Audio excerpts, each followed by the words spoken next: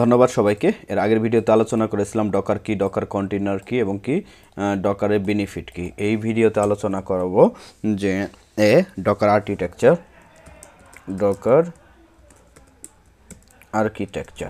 So Docker architecture বলতে যদি আমরা একটু গুগলে সার্চ করে দেখি, ডকার আর্কিটেকচার। ওকে,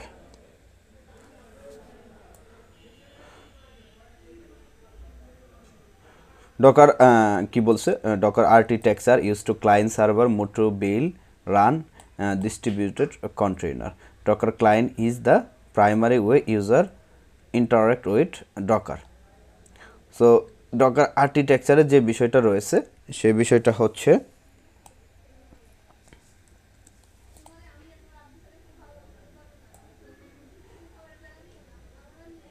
ওকে,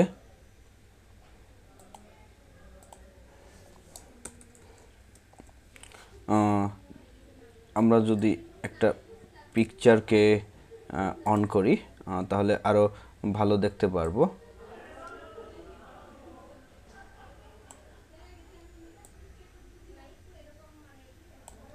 ওকে, সো ডকার আর্কিটেকচারের যে বিষয়টা হচ্ছে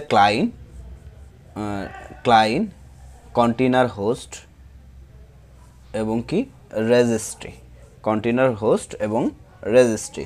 আরেকটা পিকচার যদি আমরা দেখি খুব ভালো করে, client registry host then registry.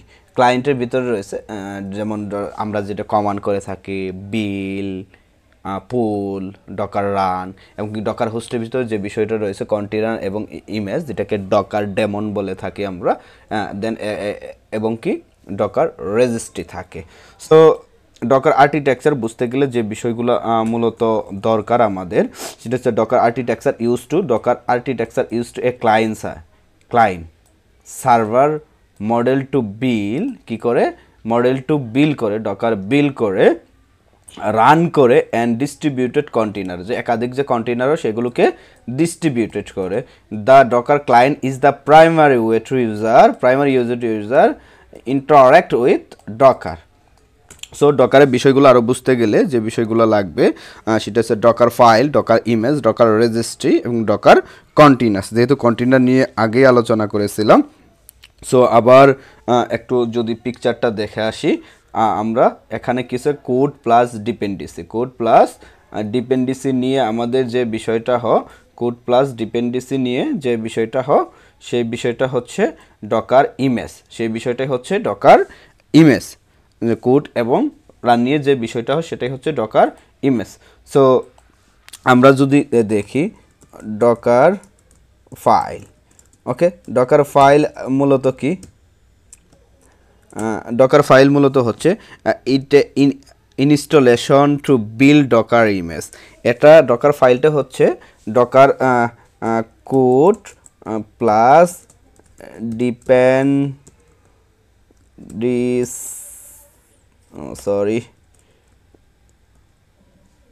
Dependency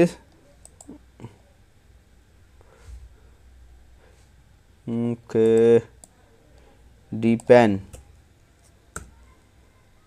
DCES, it's a spelling mistake. Okay, dependency, docker file to say code plus dependency, it's make docker image, then আমরা যদি ডকার ইমেজকে দেখি, ওকে, ডকার ইমেজটা কি, ডকার ইমেজটা হচ্ছে it's package with contain code plus dependency. এটা কি, it's package with code and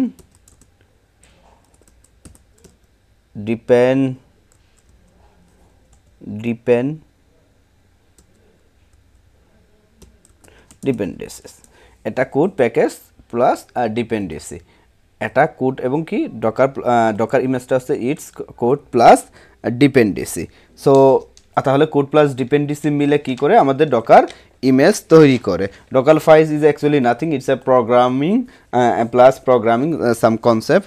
Docker registry is repository two store the Docker image. So Docker রেজিস্ট্রিটা কি?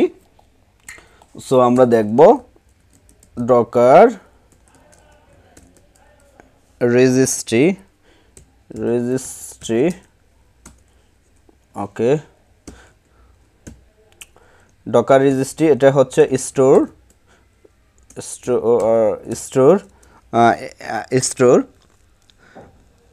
Docker image. এটা কি করে? It's store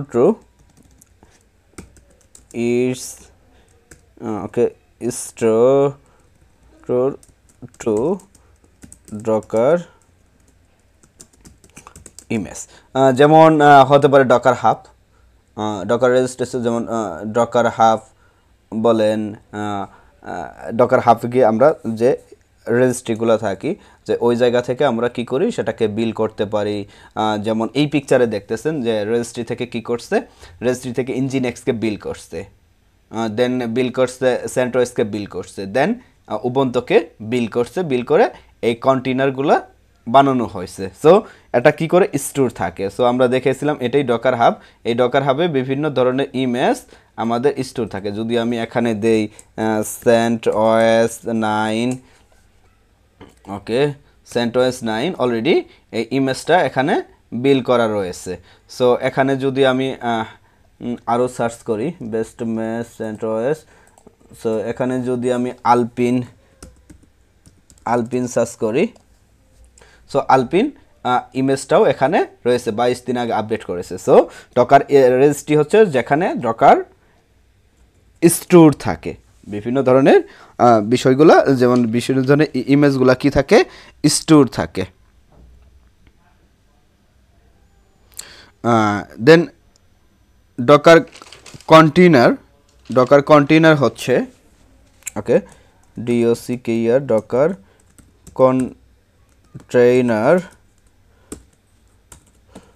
container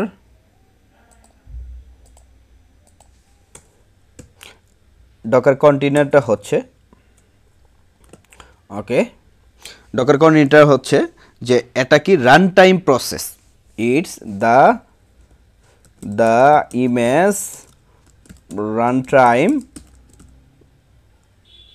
process.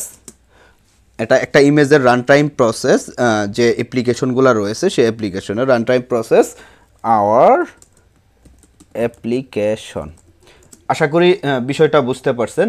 আবার যদি একটু পিকচারে যাই, সেটা হচ্ছে এই যে ডকার ইমেজটা রয়েছে, ডকার যে আমাদের ডকার ইমেজগুলো রয়েছে, এই যে ইমেজের একটা রান টাইম যে প্রসেস রয়েছে, সেটা ডকার হাব থেকে হোক, সেটা পুল করে হোক, যা বিষয়গুলো করে হোক, যখন আমরা রান টাইম স্টেজে যাই তখন যে এই অবস্থায় সার্ভারে রান থাকে, সার্ভারে যে রান থাকে, যে ডকার হাব থেকে যখন এই ডকার হাবটা যদি রেজিস্ট্রি হয়, এটাকে আমরা রেজিস্ট্রি ধরতে পারি। এই ইমেজটাকে যখন আমরা পুল করি, যেমন এখানে যদি CentOSকে আমরা পুল করি, ডকার বিল CentOS, তাহলে এই সার্ভারে ডকার CentOS নামে একটা কন্টেইনার যখন রান হবে, সেই সময় প্রথমে একটা ইমেজ পুল হবে, সেই সময় একটা যদি রান হয়, সেই সময় এটাকে আমরা ডকার কন্টেইনার বলে থাকি। এটাকে আমরা কি করে থাকি? ডকার কন্টেইনার বলে থাকি। সো আমরা তাহলে আমাদের বেসিক যে কনসেপ্টটা ছিল ডকার সম্পর্কে, যে হোয়াট ইজ ডকার, ওকে, আমরা যদি একটু নোটে যাই, what is Docker, basic concept যে ছিল, হোয়াট ইজ ডকার, ডকার কি, কন্টেইনার কি, ডকার বেনিফিট কি, এবং কি ডকার আর্কিটেকচারটা কি, এবং ডকার আর্কিটেকচারের যে এলিমেন্টগুলো রয়েছে। সো ক্লায়েন্ট সম্পর্কেও একটু আলোচনা করার দরকার, যে ডকার ক্লায়েন্টে কি। সো আমরা যদি দেখি ডকার ক্লায়েন্ট,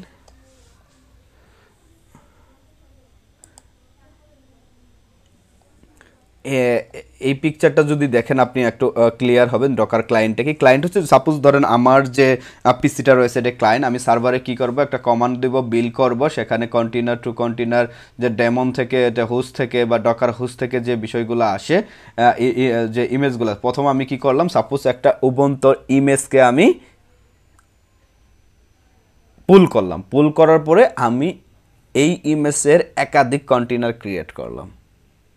এই যে ক্লায়েন্ট এখান থেকে কমান্ড দেওয়ার পরে সেটা সার্ভারে বিল হয়ে গেল। এই আর্কিটেকচারটা বুঝতে গেলে আপনাকে আরেকটা আর্কিটেকচার বুঝতে হবে, সেটা হচ্ছে যে ভার্চুয়ালাইজেশনের যে architecture, what the different virtualization এবং container, what the different virtualization এবং কন্টেনার।